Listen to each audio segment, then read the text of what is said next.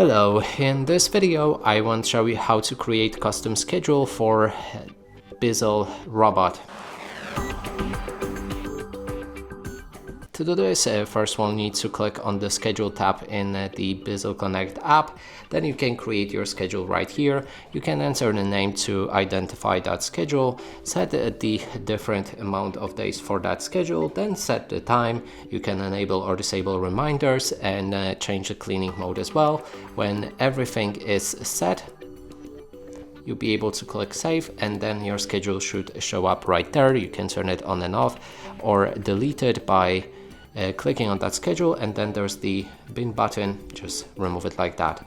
And that's it for this video. Hope you like it. Please consider subscribing to our channel, leave a like and a comment below.